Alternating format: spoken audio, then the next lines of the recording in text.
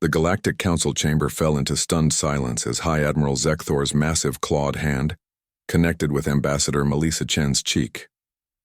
The sharp crack echoed through the crystalline halls of the Centauri station, witnessed by representatives from 47 species. It was meant to be a humiliation, a public demonstration of humanity's insignificance in the grand scheme of galactic politics. The Valkyrian Empire had been expanding for 3 centuries, crushing resistance with methodical precision. Earth's petition for territorial protection was nothing more than an amusing diversion.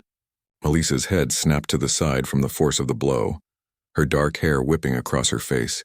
For a moment she remained perfectly still, processing what had just occurred. Around the chamber, alien dignitaries shifted uncomfortably, some showing what might have been sympathy, others barely concealed amusement.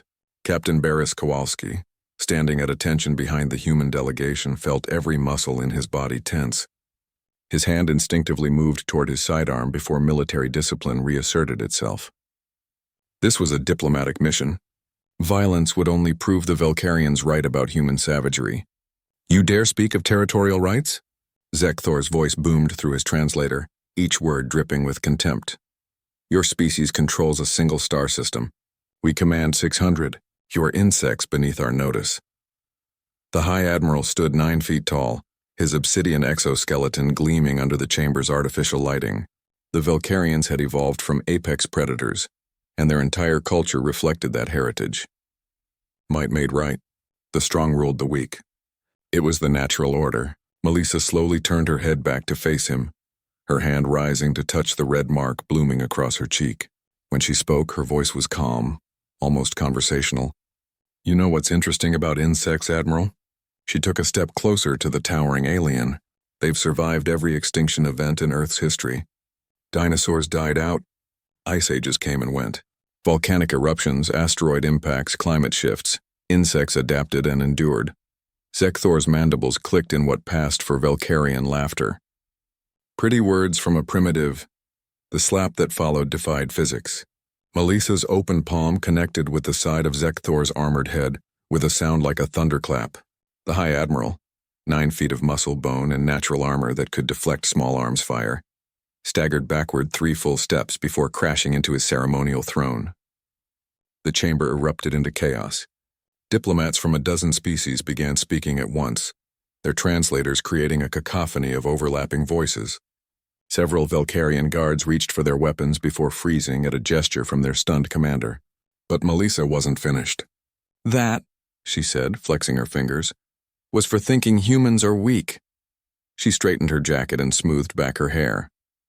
"Now let's discuss those territorial boundaries." What the galaxy didn't know, what Melissa had deliberately kept from her official records, was that she hadn't been chosen for this mission, despite her diplomatic credentials. She'd been chosen because of what she'd done before becoming a diplomat. Staff Sergeant Melissa Chen, 3rd Marines Combat Engineering, had spent 8 years turning asteroids into weapons and asteroids into fortresses. She'd been genetically enhanced, cybernetically augmented, and trained to survive in environments that would kill most humans in seconds. Her bones were laced with titanium-carbon composites. Her muscles had been enhanced with synthetic fibers. Her reflexes had been accelerated through neural implants. The diplomatic corps had recruited her not for her ability to negotiate, but for her ability to survive negotiations with species that considered violence a form of punctuation. "Impossible," Zekthor rasped, struggling to his feet. Dark blue fluid, Valkyrian blood, dripped from a crack in his facial armor. "Your species lacks the physical capability." "Admiral," Melissa interrupted, her tone still conversational, "you've made some assumptions about humanity that need correcting. First, you assume we're weak because we're small. Second, you assume we're simple because we're young. Third, you assume we'll submit because you've never met anyone who wouldn't." She began walking slowly around the chamber, addressing the assembled representatives while Zekthor glared at her with 4 black eyes. "What you don't understand is that humans didn't evolve as apex predators. We evolved as persistence hunters.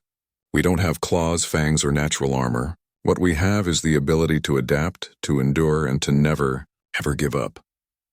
Captain Barris watched with a mixture of admiration and terror as his ambassador systematically, dismantled centuries of Valkyrian intimidation, tactics with nothing but words and the promise of violence. You want to know why Earth deserves territorial protection? Melissa stopped directly in front of Zekthor's throne. Because we're the species that looked at the vacuum of space and decided it was a place to live. We're the ones who saw stars and called them destinations.